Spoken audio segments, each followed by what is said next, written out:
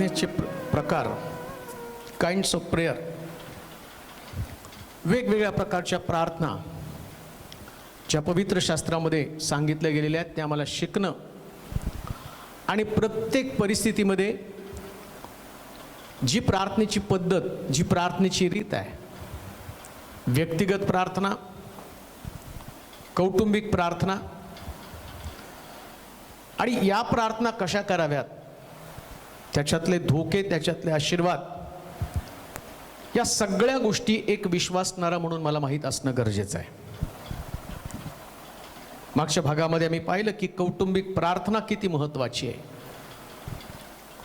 योबाचा परिवार, त्याच्यामध्ये कौटुंबिक प्रार्थना असल्या कारणानंच त्याचा परिवार वाचला गेला, त्याच्या परिवाराचं संरक्षण झालं. बरेच कुटुंब प्रार्थनेवरती, कुठल्या तरी सेवकावरती, एखाद्या पाळकावरती, व्यक्तीवरती अवलंबून असतात आणि देवाला परावलंबी जीवन आवडत नाही. आम्ही व्यक्तिशः आमच्या कुटुंबातल्या प्रत्येक व्यक्तीनं देवाशी बोलावं, ही प्रभूची आमच्याकडनं अपेक्षा आहे. त्याच्या संबंधानं बऱ्याच गोष्टी आम्ही पाहिल्या. परंतु जशी व्यक्तिगत प्रार्थना आहे, कौटुंबिक प्रार्थना आहे, आणखीन एक प्रार्थना ज्या प्रार्थनेची मंडळीला गरज आहे. एखाद्या परिस्थितीचा सामना करत असताना, एखादी व्यक्ती मंडळीतली संकटामध्ये अडकलेली असताना, किंवा कुटुंबातला एखादा सदस्य जर अडचणीमध्ये अडकला, तर त्याच्यासाठी गटानं एकत्र येऊन प्रार्थना करणं पण तेवढं गरजेचं आहे. मग त्याचं शुभवर्तमान, त्याचा 18वा अध्याय आणि त्याची 19 आणि 20 वचनं आपण वाचणार आहोत. मग त्याचं शुभवर्तमान 18वा अध्याय 19 आणि 20 वचन. सामुदायिक प्रार्थना. सामुदायिक प्रार्थना. मी आणखी तुम्हास खचित सांगतो, पृथ्वीवर तुमच्यापैकी दोघे कोणत्याही गोष्टीविषयी एकत्रित होऊन विनंती करतील तर ती माझ्या स्वर्गातील पित्याकडून त्यांच्यासाठी केली जाईल. आता जी प्रार्थनेची पद्धत आहे, व्यक्तिगत प्रार्थना मी पाहिली, कौटुंबिक प्रार्थनेमध्ये आम्ही आमच्या कुटुंबाला सुरक्षित केलं, व्यक्तिगत प्रार्थनेमध्ये देवाशी आमचे नातेसंबंध मजबूत झाले. परंतु गटाची प्रार्थना किंवा सामूहिक प्रार्थना सुद्धा तेवढी महत्त्वाची आहे. समूहानं एकत्र यावं, मंडळीने एकत्र यावं, तुमची घराणी एकत्र यावी. वेगवेगळ्या ठिकाणामध्ये तुम्ही राहता आणि या लॉकडाऊनच्या काळात तर आम्ही ऑनलाईन एकमेकाशी जोडलं जाऊन एका विशिष्ट गोष्टीसाठी प्रार्थना करत आहोत. न जाणो लोकांमधला हा उद्देश किंवा ते प्रार्थनेचं महत्त्व त्यांच्यातनं निघून गेल्या कारणानं परमेश्वरानं तरी परिस्थिती निर्माण केली नसेल कशावरून. प्रार्थना जर एकत्र बसून केली तर बायबल सांगतं एका दिलाची, एका चित्ताची प्रार्थना स्वर्गातनं देव ऐकतो. म्हणून गटाची प्रार्थना तेवढीच महत्त्वाची आहे. परंतु गटाच्या प्रार्थनेमधला सगळ्यात महत्त्वाचा भाग किंवा सामुदायिक प्रार्थना, ग्रुप प्रेयर, याच्यामध्ये एकत्र येणं गरजेचं आहे. एकत्र येणं म्हणजे नेमकं काय? चला 10 लोक एकत्र आले आणि ते प्रार्थनेला बसले, मग ती प्रार्थना प्रभावी होईल का? बायबल सांगतं त्यांचं एक चित्त असलं पाहिजे, त्यांचं मन एक असलं पाहिजे. दुसऱ्या भाषामध्ये त्यांच्यामध्ये एकमेकाविषयी मनामध्ये आडी असता कामा नये. समूह म्हणून मी प्रार्थना करताना, एक ग्रुप म्हणून मी प्रार्थना करताना, जर समजा मी माझ्या मनामध्ये कोणाविषयी द्वेष असेल, गैरसमज असेल आणि त्या द्वेषाला, त्या गैरसमजाला माझ्यातनं मी काढलंच नाही आणि मी प्रार्थना करत बसलो, असली प्रार्थना प्रभू कधीच ऐकणार नाही. म्हणून 133 स्तोत्रामध्ये म्हटलं, पहा बंधूंचं ऐक्यानं एकत्र येणं किती चांगलं आहे. सगळ्यात महत्त्वाची गोष्ट एक मन आणि एक चित्त असलं पाहिजे. प्रार्थनेची बैठक किंवा प्रार्थना करण्यापूर्वी एकमेकाला क्षमा करणं, एकमेकाच्या दोषांवर पांघरून घालणं, ती गोष्ट जर आम्हाला जमली नाही, मग तुम्ही किती तासनतास प्रार्थना केली ना, आणि किती लोक एकत्र आले यालाही महत्व नाही. मग गटाच्या प्रार्थनेमध्ये पण त्यानं सांगितलं सामूहिक प्रार्थना. मग 2च लोक असतील, 2 किंवा 3, प्रभूनं फार मोठी पण संख्या सांगितली नाही. त्याला माहिती आहे जेवढे लोक तेवढी मतप्रवाह, तेवढे भिन्नता येणार आहे, विचारांमध्ये युद्ध चालणार आहे. मग प्रत्येकाचे विचार वेगळे असतील, याचं त्याच्याशी पटत नाही, त्याचं त्याच्याशी पटत नाही. आता माणूस म्हणून आमच्यामध्ये नेहमीच गोंधळ होणार आहे. प्रत्येक जण आपल्या वर्चस्वासाठी लढत असतं, आपलं मोठेपण. मी तर असं म्हणतो ज्याचं जीवनच प्रार्थनाशील आहे ना, तो नेहमी माघार घेणारा व्यक्ती असतो. एखाद्या व्यक्तीला जर आपलं प्रार्थनेचं जीवन तपासायचं ना, तर तपासत असताना त्याच्या अंतःकरणात कोणाविषयी काहीही असता कामा नये, अगदी स्पष्ट. आणि माझ्या अंतःकरणात जर कोणाविषयी द्वेष, राग, मत्सर असेल आणि ते दिसतं, जे तुमच्या हृदयामध्ये ते तुमच्या मुखावाटे बाहेर पडतं. कधी कधी गटाची प्रार्थना, त्या गटाच्या प्रार्थनेमध्ये पण स्पर्धा जर असेल, त्या प्रार्थनेमध्ये स्वतःला उंच करणं असेल, बऱ्याच ठिकाणामध्ये ते सहजपणे घडलं जातं. न कळत सैतान या गटाच्या प्रार्थनेला सुद्धा देवाच्या विरोधामधलं हत्यार म्हणून वापरत आहे. तुम्ही म्हणाल कसं काय, प्रार्थना तर प्रभूला सादर केली जाते. अहो देवाचा नियम तिथं दिलाय ना. जसं एदेन बागेमध्ये देवानं नियम दिला होता, सगळ्या झाडाची फळं खा, मधल्या झाडाचं फळ खाऊ नको. नियम मोडला, त्याला बागेमधनं घालवलं. तसं गटाच्या प्रार्थनेला पण देवानं नियम दिलेला. आणि कोणता नियम आहे, वाच बरं परत एकदा. मी आणखी तुम्हास खचित सांगतो पृथ्वीवर तुमच्यापैकी दोघ कोणत्याही गोष्टीविषयी एकत्र येऊन विनंती करतील तर ती माझ्या स्वर्गातील पित्याकडून त्यांच्यासाठी केली जाईल. ऐक्य खूप महत्वाचं आहे प्रार्थनेमध्ये. मंडळी किती प्रार्थनाशील आहे याच्यापेक्षा मंडळीत किती ऐक्य ते महत्वाचं आहे. आणि जर मंडळीमध्ये मतभेद असतील किंवा जो गट प्रार्थना करणारा गट आहे त्यांच्यामध्ये वर्चस्वासाठी लढाई असेल, त्याच्यामध्ये स्वतःला उंच करणं याच प्रकारची भावना असेल, त्या गटाची प्रार्थना देव कधीच ऐकणार नाही. आणि दुसरी गोष्ट मी तुम्हाला सांगतो, पण गट प्रार्थना करताना, समूह प्रार्थना करताना समूहाचा उद्देश काय, ही प्रार्थना देवापर्यंत पोहोचली पाहिजे. देवापर्यंत आमची प्रार्थना पोहोचण्यासाठीच रोजच्या दिवसामध्ये तुम्हाला तुमच्या मनाचं शुद्धीकरण करणं गरजेचं आहे, तुमच्या अंतःकरणाचं शुद्धीकरण करणं गरजेचं आहे. मग अंतःकरण शुद्ध नसेल, मराठीत एक म्हण नाही का, मनी नाही भावाने देवा मला पाव.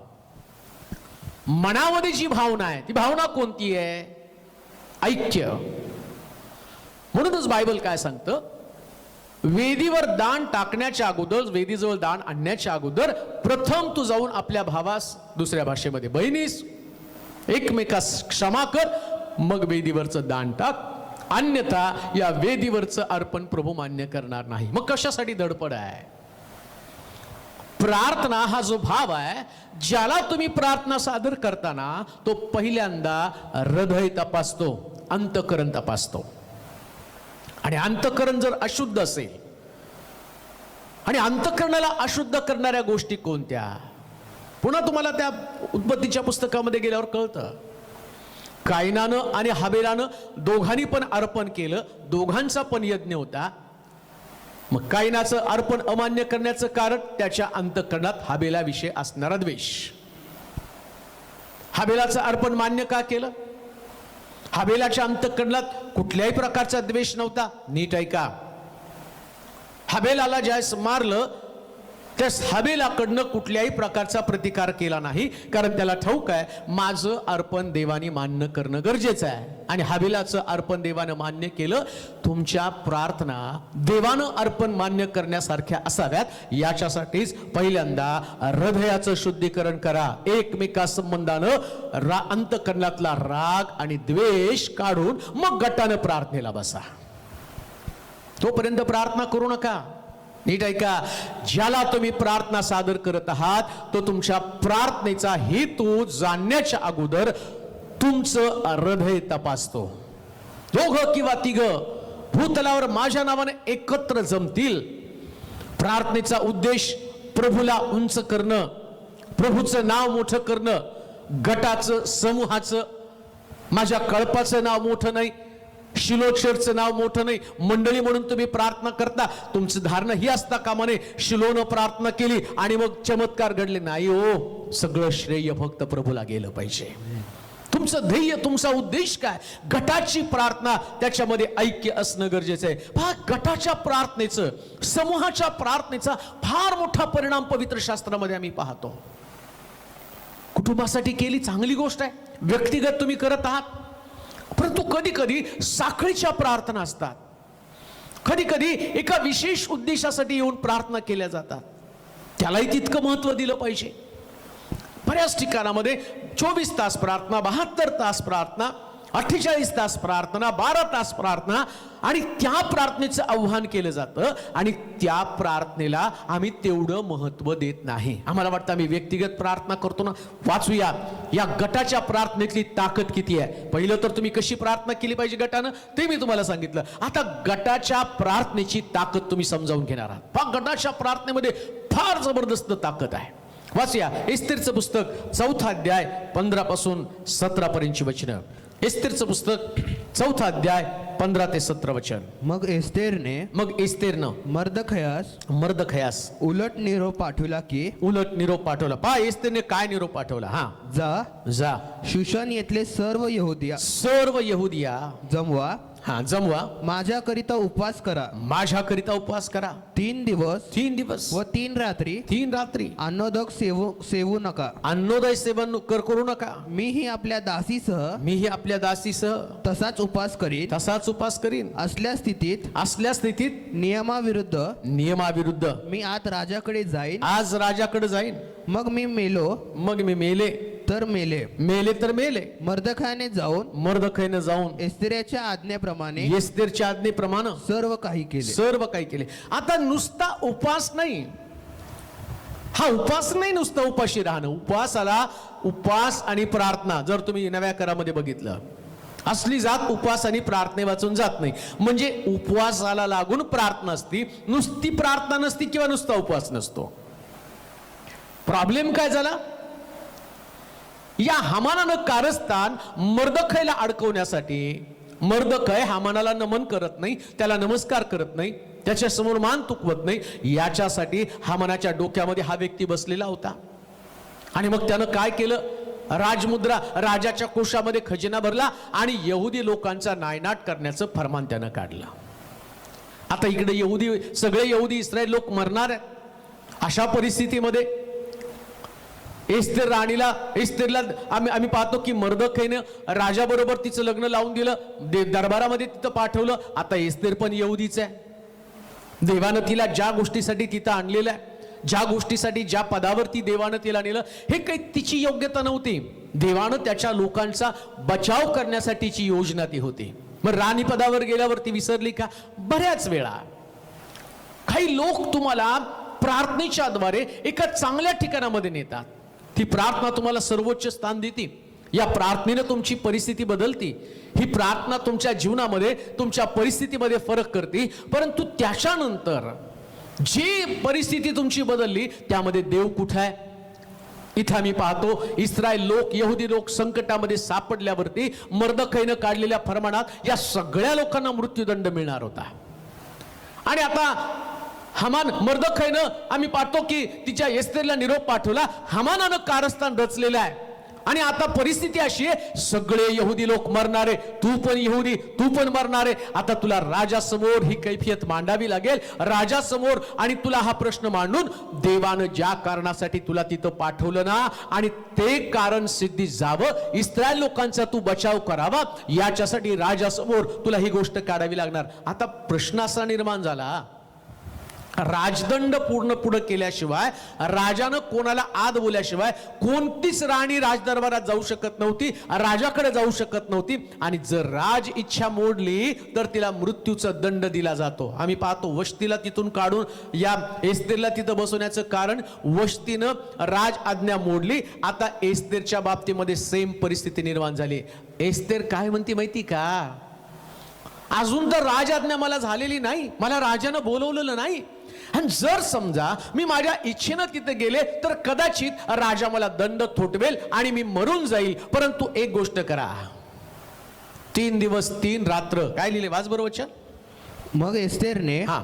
मर्दखयास उलट निरोप पाठवला की मर्दखयास उलट निरोप पाठवला की जा शूशन येथले सर्व यहुदी शूशन येथील सर्व यहुदी जमवा माझ्याकरिता उपवास करा.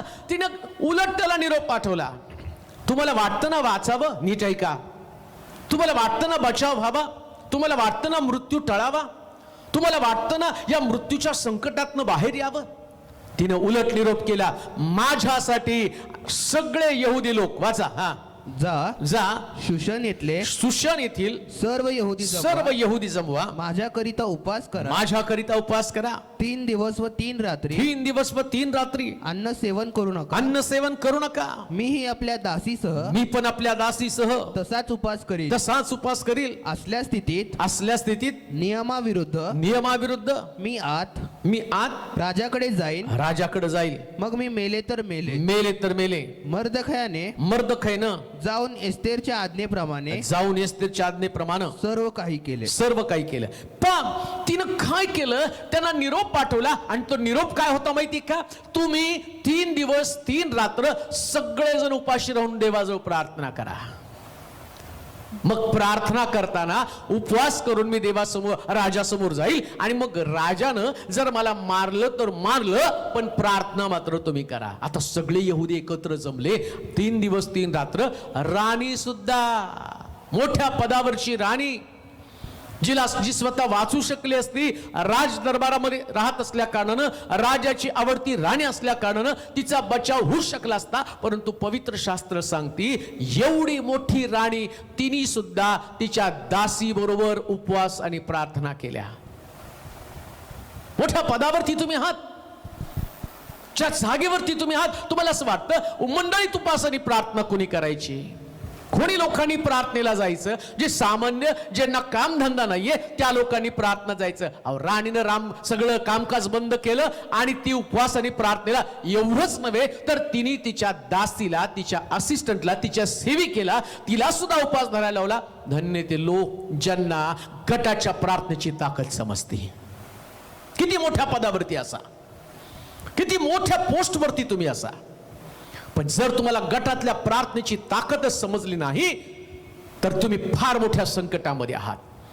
बायबल सांगतं, देव तर त्याच्या लोकांना विजय देतो, कारण तो परमेश्वर आहे. त्याच्या लोकांनी केलेल्या प्रार्थना, त्याच्या लोकांच्या विनवण्या, त्याच्या अंतःकरणातली काकुळत तो कधीच वाया जाऊ देत नाही. मी देव आहे. 2 किंवा 3 माझ्या नावाने एकत्र जमतील तर ती प्रार्थना मी ऐकेल. इकडे एवढ्या लोकांनी रात्रंदिवस 3 दिवस 3 रात्र आम्ही पाहतो त्यानं त्या ठिकाणामध्ये उपवास केले, प्रार्थना केली. आणि शास्त्र सांगतं इकडे राजाच्या अंतःकरणामध्ये देवानं कार्य केला.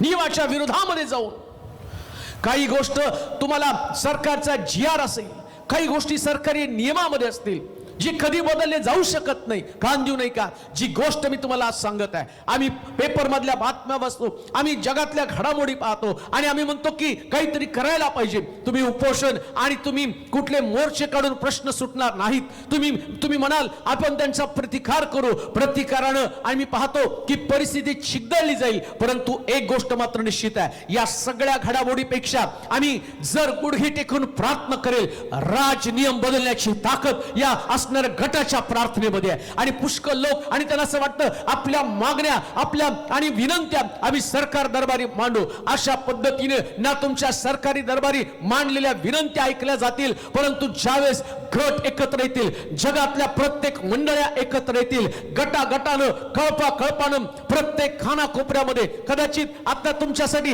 एखादं ठिकाण उपलब्ध नसेल, जर स्टेडियम उपलब्ध असेल, हजारोच्या संख्येने गटानं एकत्र येऊ. जर कदाचित आणि हजारोच्या संख्येसारखी जागा नसेल तर एका मंडळीमध्ये शेकडो लोक, हजारो लोक एकत्र येतील आणि तुम्ही पहा परिस्थिती कशी बदलेल. कारण आमचा देव असाधारण कृत्य करणारा देव आहे. ज्या गटाची ताकद, प्रार्थनेची शक्ती लोकांना समजतील आणि घराघरामध्ये गट एकत्र येतील. प्रेषितांच्या कृत्यामध्ये सांगितलं ते घरोघरी एकत्र जमत प्रार्थना करण्यात, भाकर मोडण्यामध्ये तत्पर होते. त्याचा परिणाम बायबल सांगतो या गटाच्या प्रार्थनेमुळे हजारो लोकांचं तारण झालं. आता आम्हाला त्याच पद्धतीची गरज आहे. पुन्हा एकदा मंडळीने जागं व्हावं आणि गटागटानं प्रार्थना चालू कराव्यात. तुमच्या गावाचं, तुमच्या शहराचं तारण झाल्याशिवाय राहणार नाही. कठीण असाध्य गोष्टी साध्य झाल्याशिवाय राहणार नाही. 3 दिवस 3 रात्र या लोकांनी उपवासाने प्रार्थना गटागटानं केल्या. सगळा समूह एकत्र आला आणि एस्ते राणीच्या फरमानाप्रमाणे या लोकांनी कार्य केलं आणि त्याचा परिणाम काय झाला? देवानं इस्रायल लोकांचा बचाव केला. ही ताकद आहे गटाच्या प्रार्थनेमध्ये. तुमच्या घराण्यामध्ये कोणी एक व्यक्ती आहे ज्याला मदतीची गरज आहे. एकट्याची प्रार्थना, त्याला जर अनेक प्रार्थनेचं बळ मिळालं तर सैतानाची सुद्धा भांबेरी उडेल. कुणाकुणाच्या प्रार्थना अडवू, एवढे लोक प्रार्थना करत आहे, तो सुद्धा कन्फ्यूज होऊन जाईल. आणि एवढ्या लोकांची प्रार्थना, एकत्रित प्रार्थना एका ठिकाणात चालू असल्यावर देव एवढ्या कठोर अंतःकरणाचा आहे जो तुमची प्रार्थना ऐकणार नाही. त्या सकाळीच एक साक्ष, जवळजवळ 10 दिवस झाला आमचा भाऊ त्या ससूनमध्ये ICU मध्ये पडलेला होता. आणि ज्यास डॉक्टरांनी त्याला पाहिलं, त्याने सांगितलं की 3 दिवसाचा सोबती आहे, 3 दिवसात त्याचं काही सांगू शकत नाही. कोम्यामध्ये गेला, दोन्ही किडनॅ फेल, सगळं शरीर त्याचं सुजलेलं होतं. प्रत्यक्ष आम्ही ज्यास त्याला भेटायला गेलो, त्याचे डोळे पण उघडे नव्हते, बेशुद्ध अवस्थेमध्ये. तसंच पाहून माघारी आलो आणि डॉक्टरनी तर आशा सोडली होती काही होणार नाही, ICU मध्ये तसाच. परंतु आम्ही सगळ्यांना कळवलं, सगळे आपण प्रार्थना करू, एकत्र प्रार्थना करू. 1 दिवस 2 दिवस 3 दिवस 4 दिवस गटानं प्रार्थना करणं सोडलं नाही. जे पण एकमेकाला भेटत होतं आणि सांगत होतं आम्ही प्रार्थना करत आहोत, आम्ही प्रार्थना करत आहोत. आणि आज सकाळी जवळजवळ 10 दिवसानंतर, 10 ते 12 दिवसानंतर पहिल्यांदा तो शुद्धीवरती आला आणि तो आमच्याशी बोलला. ही गटाच्या प्रार्थनेतली ताकद आहे, ही गटाच्या प्रार्थनेतली ताकद आहे. या जिवंत साक्षी आहेत प्रियांनो. ज्या दिवशी मंडळीमध्ये या प्रकारच्या गटाची प्रार्थना आणि सुरुवात होईल ना, त्या मंडळीचे लोक मृत्यूच्या दाढेतनं बाहेर येतील. गटाच्या प्रार्थनेतली ती ताकद आहे. म्हणून एक व्यक्ती ज्या संकटामध्ये सापडते ना, त्या व्यक्तीचा तो प्रश्न नसतो, तो प्रश्न सर्वांचा असतो आणि सर्वांनी एकत्र येऊन प्रार्थना केली पाहिजे. प्रेषितांचं कृत्य 12 अध्याय 4 ते 8 पर्यंतची वचनं आपण वाचूया. फार सुंदर त्या ठिकाणात लिहिलेलं आहे. प्रेषितांचं कृत्य 12 अध्याय 4 पासून 8 पर्यंतची वचनं. त्याला धरल्यावर त्याने त्याला तुरुंगात ठेवले, त्यानं त्याला तुरुंगात ठेवलं आणि त्याच्या रखवालीकरिता त्याला शिपायांच्या 4 चौकड्यांच्या स्वाधीन केलं. वलांडण सण झाल्यावर त्याला लोकांपुढे बाहेर आणावं असा त्यांचा बेत होता. याप्रमाणे पेत्र तुरुंगात पहाऱ्यात होता. परंतु त्याच्याकरिता देवाजवळ मंडळीची प्रार्थना एकाग्रतेने चाललेली होती. हेरोद त्याला बाहेर आणणार होता. त्या रात्री 2 बेड्या घातलेला असा पेत्र दोघा शिपायांमध्ये निजला होता. आणि पहारेकरी दरवाजापुढे तुरुंगाचा पहारा करीत होते. तेव्हा पहा प्रभूचा दूत त्याच्याजवळ उभा राहिला आणि खोलीत उजेड चकाकला. त्याने पेत्राच्या कुशीवर थापटून त्याला जागे करून म्हटलं लवकर उठ. तेव्हा त्याच्या हातातील साखळदंड गळून पडले. मग देवदूत त्याला म्हणाला कंबर बांध व पायात वाहना घाल. त्याने तसे केले. त्याने त्याला म्हटले तू आपले वस्त्र पांघरून माझ्या मागे गटाच्या प्रार्थनेची ताकद. पेत्र बंदीशाळेमध्ये असताना त्याला 2 साखळ दंडानं बांधून बायबल सांगतं दुसऱ्या दिवशी त्याचा न्याय होणार होता, दुसऱ्या दिवशी त्याला शिक्षा होणार होती. आणि अशा परिस्थितीमध्ये 2 सैनिकाच्या मध्ये निजलेला पेत्र, पण गट हताश झाला नाही. गटाला ठाऊक होतं, मंडळीला ठाऊक होतं, आता समय आला आम्ही आमच्या प्रार्थना सादर करायच्या. आणि ते लोक, बायबल सांगतं ती सजीव मंडळी, ती जिवंत मंडळी, हार मानणारी मंडळी नव्हती. जी मंडळी जिवंत आहे, जी मंडळी सजीव आहे, आणि ती पाहती एखादा पेत्र बंदीशाळेमध्ये, एखादा पेत्र साखळ दंडामध्ये, एखादा पेत्र शिक्षा भोगत आहे. आणि असे असंख्य मंडळ्या, त्या मंडळ्यांमध्ये अशाच प्रकारचे पेत्र आहेत. कोणी रोगाच्या साखळ दंडामध्ये, कोणी व्यसनाच्या साखळ दंडामध्ये, कोणी आणि कर्जाच्या साखळ दंडामध्ये बांधलेले आहेत. परंतु काय मंडळी या दिवसामध्ये ऐकून स्वस्थ बसत आहे का? मंडळी खाली खुशालीमध्ये अडकून पडलेली का? अशा मंडळीला हाय हाय, ज्या मंडळीला कोणाची जबाबदारी नाही, ज्या मंडळीमध्ये लोकांविषयीचा अवेश नाही, त्यांना लोकांचा कळवळा नाही. पहिली मंडळी आणि ती मोठी संजीवित मंडळी, मोठी गौरवी मंडळी, चिन्ह चमत्कार करणारी मंडळी, ती मंडळी पवित्र आत्म्याची अग्नी वाहणारी मंडळी, अशी मंडळी का बनली? बायबल सांगतं त्यांच्यामध्ये असणारा प्रभावी गट, त्यांच्यामध्ये आणि गटाच्या आणि सामूहिक प्रार्थनेची ताकद. आज मंडळांमध्ये सामूहिक प्रार्थनेची ताकद जागी होणं गरजेचं आहे. मंडळ्या जेवढ्या प्रार्थना करतील तेवढे साखळदंड गळून पडतील. जेवढे मंडळ्या एकत्र येऊन प्रार्थना करतील, देवदूतांचं स्वर्गातनं उतरणं होणं. आणि त्या तरंगामध्ये जसं आम्ही पाहतो या पेत्रला बंदीशाळेतनं बाहेर काढलं. विश्वास ठेवा, ज्या दिवशी मंडळीमध्ये ही सामूहिक व्हायला सुरुवात होईल ना, हॉस्पिटल मधले मरणाच्या अवस्थेमधले पेशंट साखळदंड तोडून मंडळीमध्ये येतील आणि प्रभूचं गौरव होईल. आणि म्हणून या दिवसामध्ये ही प्रार्थनेची ताकद आम्हाला जागी करणं गरजेचं आहे. आहात कुठं? कधी आम्हाला या सामुदायिक प्रार्थनेचं महत्व कळणार आहे? आम्ही एकत्र येतो पिकनिकसाठी, आम्ही एक मंडळी या नात्याने एकत्र येतो एन्जॉयमेंटसाठी, आम्ही एकत्र येतो लग्नासाठी, आम्ही एकत्र येतो पार्टीसाठी. धन्य ती मंडळी जी एकत्र येते प्रार्थनेसाठी.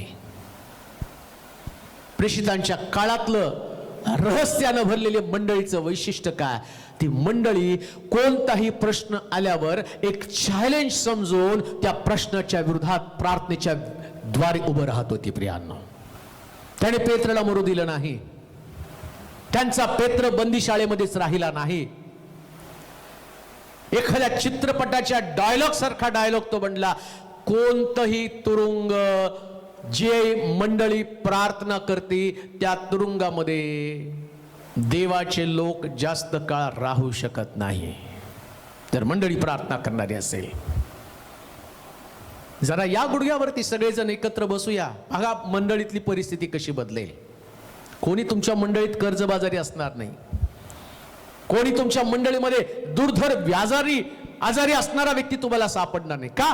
कारण तुम्हाला सामुदायिक प्रार्थनेची ताकद कळालेली आहे, समूह प्रार्थनेची शक्ती तुम्हाला कळालेली आहे. बंदीशाळेमध्ये पेत्र आहे, बरं त्याचं वर्णन पण इतकं सुंदर केलं की त्याला बंदीशाळेमध्ये ठेवलं, 2 सैनिकांच्या मध्ये त्याला निजवलं. पहारेकरी पण त्या तुरुंगाच्या भोवती थांबलेले आहेत. आज बरोबर ते वचन, त्याला धरल्यावर त्याने त्याला तुरुंगात ठेवले. त्यानं त्याला तुरुंगात ठेवलं. त्याच्या रखवाली करता त्याला शिपायांच्या 4 चौकड्याच्या स्वाधीन केलं. 4 चौकड्यांच्या स्वाधीन केलं. वलांडन सण झाला. त्याला लोकांपुढे बाहेर आणावे असा त्याचा बेत होता. याप्रमाणे पेत्र तुरुंगात पहाऱ्यात होता. हा, तो तुरुंगामध्ये पहाऱ्यात होता. आणि इकडं परंतु शब्द फार महत्वाचा आहे. तुरुंगात असणार लोक, पहाऱ्यामध्ये असणार लोक, साखळदंडामध्ये असणार लोक, परंतु त्याच्याकरिता देवाजवळ मंडळीची प्रार्थना एकाग्रतेने होय. हीच गोष्ट या दिवसामध्ये घडली पाहिजे. मंडळी एकाग्रतेनं लोकांसाठी प्रार्थना त्यांनी करावी, जेणेकरून स्वर्गातल्या दूतांचं पृथ्वी तलावरती उतरणं व्हावं. आणि जे अत्यावस्थ, जे खोम्यामध्ये गेलेले पेशंट आणि प्रभूनं दूतांना पाठवून त्यांना बाहेर काढावरी म्हणा वस्त्र घालून चल. आणि पेत्र पुन्हा मंडळीमध्ये गेला आणि त्यानं पाहिलं फार मोठा चमत्कार. ही समूहाच्या प्रार्थनेची ताकद आहे प्रियांनो. मंडळी समूहानं प्रार्थना करणारी असावी. प्रेषितांचं कृत्य 2 अध्याय 42 पासून 47 पर्यंतची वचनं. समूहाच्या प्रार्थनेची ताकद आम्ही पाहणार आहोत, ती पाहत आहोत. जर समूहानं प्रार्थना केली तर काय घडणार आहे. प्रेषितांचं कृत्य 2 अध्याय 42 पासून 47 पर्यंतची वचनं. ते प्रेषितांच्या शिक्षणात, ते प्रेषितांच्या शिक्षणात आणि सहवासात भाकर मोडण्यात व प्रार्थना करण्यात तत्पर असत. तेव्हा प्रत्येक मनुष्याला भय वाटलं आणि प्रेषितांच्या हातून पुष्कळ अद्भुत कृत्य व चिन्ह घडत होती. जर मंडळी समूहानं प्रार्थना करेल, ज्या चर्च मध्ये गटाची प्रार्थना असते, ज्या चर्च मधले लोक प्रार्थनेला महत्व देतात, बायबल सांगतं त्यांच्यामध्ये हजारो तारण पावलेल्या लोकांची प्रतिदिवशी भर पडते. गॉस्पल प्रीचिंग भरपूर असेल, सुवार्ता प्रसार भरपूर असेल, चांगली गोष्ट आहे. पण गॉस्पल प्रीचिंगने लोक येतील, पण त्यांचं तारण होईल का नाही सांगता येत नाही. गॉस्पल प्लस गटाची प्रार्थना. सुवार्तेला जाल, लोकांसाठी प्रार्थना कराल, त्याच्यानं चमत्कार घडतील याची गॅरंटी नाही. पण काही लोक बाहेर गॉस्पल सांगण्यासाठी जातात, चमत्कार करण्यासाठी किंवा प्रभूचं कार्य पुढे करण्यासाठी जातात, आणि गट इकडं प्रार्थना करतो. त्याचा परिणाम काय होईल. जिथं मंडळी जाईल तिथं चमत्कार करून हजारो लोकांची परिस्थिती बदलली जाईल. ही ताकद या एकत्र येण्यातल्या प्रार्थनेमध्ये आहे प्रियांनो. आज मंडळांमध्ये हजारो लोकांची भर पडायला पाहिजे, हजारो लोकांचे प्रश्न सुटले पाहिजे, अद्भुते घडली पाहिजे. तो दिवस लांब नाही जे आम्ही पाहतो. बायबल सांगतं शेवटची मंडळी पहिल्या मंडळीपेक्षा अधिक मोठं काम करेल. मग पहिल्या मंडळीची प्रार्थना अधिक होती, शेवटच्या मंडळीची प्रार्थना अधिक वाढली पाहिजे. पहिली मंडळी जेवढी प्रार्थनाशील होती, अहो त्यांच्याकडे हे का घडलं. कारण ते प्रार्थना करणारे लोक होते, त्यांच्यामध्ये प्रभूविषयीची भूक होती, देवाजवळ राखून राहणं होतं. आता शेवटच्या मंडळीमध्ये तर याच्यापेक्षा जास्त कार्य देव करणारे. मग शेवटच्या मंडळीने अधिक प्रार्थना केली पाहिजे, गटानं प्रार्थना अधिक केली पाहिजे. गट स्थापन करा. मंडळीमध्ये 10,000 लोक आहेत, स्थापन करा 100 लोकांचा गट. मंडळीमध्ये 100 लोक आहेत का, स्थापन करा 10 गटांचा लोकांचे गट, आणि त्या लोकांना प्रार्थनेला बसवा.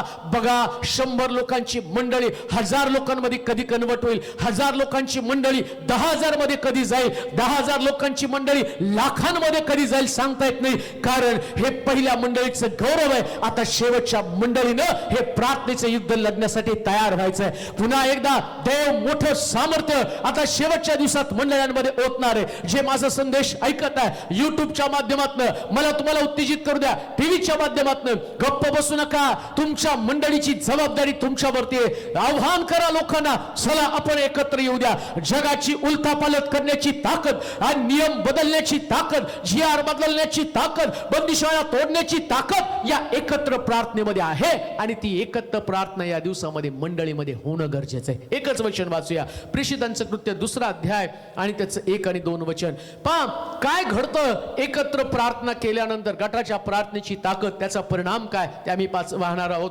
प्रेषितांचं कृत्य 2 अध्याय 1 आणि 2 वचन. नंतर पेंटिकॉस्ट म्हणजे 50वा दिवस आला. 50वा दिवस आला तेव्हा ते सर्व एकत्र जमले असता अकस्मात मोठ्या वाऱ्या या वाऱ्याच्या सुसाट्यासारखा आकाशातून नाद झाला व ज्या घरात ते बसले होते ते सर्व त्यांनी भरले आणि वेगवेगळ्या होत असलेल्या अग्नीच्या जिवासारख्या जिभा त्यांना दिसल्या व प्रत्येकावर त्या एक अशा बसल्या. एकत्र येऊन मंडळी प्रार्थना करेल.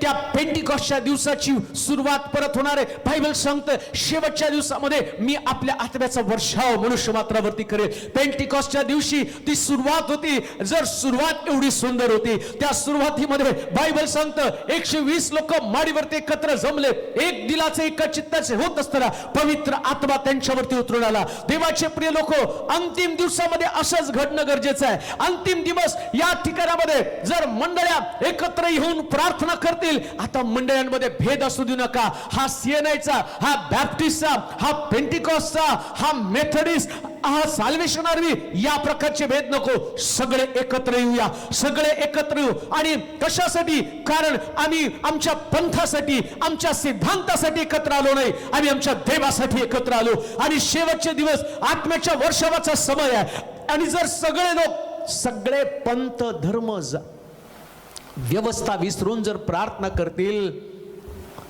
आणि गटानं एकत्र येतील, ज्या भागामध्ये तुम्ही राहतात, वेगवेगळ्या चर्चमध्ये वेगवेगळ्या डॉक्ट्रिन घेऊन तुम्ही जीवन जगत असाल, पण तुमच्या भागामध्ये हे सगळे विविध प्रकारचे लोक एकत्र येऊन प्रार्थना करतील, मला तुम्हाला सांगू द्या, मग पवित्र आत्मा सगळ्या चर्चमध्ये काम करेल, प्रत्येक मंडळीमध्ये काम करेल, प्रत्येक मंडळीमध्ये त्या आत्म्याचं उतरणं होईल. आणि ते सगळे पंथाचे भेद, सगळ्या व्यवस्थेचे भेद तोडून आम्हाला पवित्र आत्म्याला मोकळीकता द्यायची. तो पेंटिकॉस्टचा अनुभव एका पंथाचा नाही, तो युनिव्हर्सल असावा, जागतिक असावा आणि जगातल्या प्रत्येक मंडळीवरती तो उतरून यावा.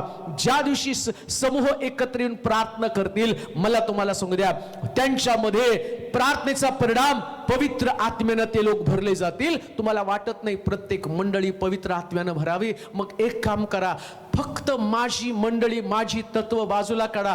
ज्या भागात तुम्ही राहतात, तुम्ही दर रविवारी आणि चर्चला जाता, परंतु देवाला शेवटच्या दिवसात अधिक प्रार्थना करणाऱ्या लोकांच्या गटाची गरज आहे. तुमचे गट स्थापन करा. तुमच्या गल्लीमध्ये जेवढे तुम्ही लोक राहतात ते, आणि तुमच्या चर्चचं असणारं आणि थोडे दिवस तत्व बाजूला काढा. तुम्हाला पवित्र आत्म्याची गरज आहे. आणि पवित्र आत्मा माडीवरच्या लोकांमध्ये जसा उतरून आला आणि तसाच तुमच्यामध्ये यायला पाहिजे. थोडंसं आणि मतभेद बाजूला करा. आता शेवटच्या दिवसामध्ये आहोत, जग अंतिम टप्प्यामध्ये उंबरठ्यावरती नाशाच्या आलेलं आहे. आणि अशा परिस्थितीमध्ये पवित्र आत्म्याला आमच्यातनं काम करणं गरजेचं आहे. पवित्र आत्म्याचं सामर्थ्य आता आम्हाला अनुभवायचंय. तो अग्नी परत आमच्यामध्ये येणं गरजेचं आहे. ज्या अग्नीच्या द्वारे या 120 लोकांवर उतरून आला आणि लोक पसरले आणि याच्याद्वारे मंडळ्या जगामध्ये चमत्कार करू लागल्या. देवाचे प्रिय लोक, आता तो समय भारताला, जगाला परत एकदा याच प्रकारच्या अनुभवाची गरज आहे, याच प्रकारच्या सामर्थ्याची गरज आहे. आणि हे सामर्थ्य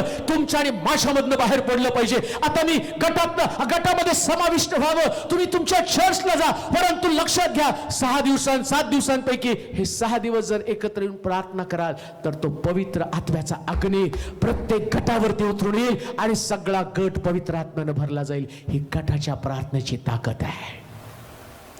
व्यक्तिगत प्रार्थना, कौटुंबिक प्रार्थना, आणि आता पवित्र शास्त्र सांगतं गटाची प्रार्थना. या गटाच्या प्रार्थनेमध्ये गुप्त प्रार्थना तुम्ही पाहिली, कौटुंबिक प्रार्थना तुम्ही पाहिली, गटाची प्रार्थना तुम्ही पाहिली, आणि गटाची प्रार्थना फार मोठी चळवळ निर्माण करणारी प्रार्थना आहे. पवित्र आत्म्याच्या अग्नीला आणणारी प्रार्थना आहे. प्रार्थना करू आपण. हे सर्व समर्थ देवा, आम्ही नम्रतेने तुझ्या समोर येत आहोत. आज तुझ्या वचनाच्या द्वारे आणि पवित्र आत्म्याच्या द्वारे तू प्रत्येकाची भेट घे. ओ रबा शाखा तेरी भास आहे. आम्ही खूप नाशाच्या जवळ येऊन थांबलेलो आहोत, परंतु आम्ही त्याचा विचार करणार नाही. आज आम्ही सकारात्मक दृष्टिकोनातून तुझ्या वचनाकडे पाहत असताना आम्हाला ते ठाऊक आहे, आता पवित्र आत्म्याच्या वर्षावाचे दिवस आलेले आहेत. पहिल्या मंडळीमध्ये पवित्र आत्मा उतरून आला, त्यास अग्नी त्यांच्यामध्ये उतरून आला. आता ही शेवटची मंडळी त्याच्यापेक्षा जबरदस्त असणार आहे. त्यास 120 लोक होते. कालखंड कमी होता, सुवार्ता प्रसार कमी होता, विश्वासणारे कमी होते. आता 2020 वर्ष उलटलेली आहेत. आता याच्यापेक्षा जबरदस्त विश्वासणारे तयार झालेले आहेत. परंतु समस्या अशी, जेवढे पंथ, जेवढी तत्व, जेवढे सिद्धांत, तेवढे लोकांमध्ये मतभेद झालेले आहेत. त्याच्यामुळे पवित्र आत्मा काम करत नाही. आज तुझं वचन ऐकताना या सगळ्या भिंती तुटल्या जाऊ दे. आणि प्रभूजी, जिथं लोक राहतात तिथं हे प्रार्थनेचे गट कार्यरत होऊ दे. आणि त्याचा परिणाम येणाऱ्या दिवसामध्ये प्रत्येक मंडळांमध्ये हजारोच्या संख्येने लोक यावेत असं घडू दे माझ्या देवा. हे मंडळीचं काम नाही, हे तुझं काम आहे. आणि तुझं काम म्हणजे धगधगता अग्नी, अद्भुते आणि चिन्ह चमत्कार हे येणाऱ्या दिवसामध्ये प्रत्येकाला अनुभवायला मिळू दे. प्रत्येक मंडळी सजीव कर, तिला त्याच्या पायावरती उभं कर. आणि एवढंच नव्हे देवा, तर या दिवसामध्ये अनेक प्रार्थनेचे गट स्थापन करणारं नेतृत्व प्रत्येक भागामध्ये, प्रत्येक मंडळांमध्ये तयार होऊ दे. मंडळांमधले भेद संपुष्टात येऊ दे. सगळ्यांना एका दिलाचं, एका चित्ताचं बनव. आणि या सगळ्याचा परिणाम तुझं राज्य वाढलं जाऊ दे. तुला धन्यवाद देतो, तुझी स्तुती करतो. ऐकणाऱ्या प्रत्येकावर तो पवित्र आत्मा उतरून येऊ दे.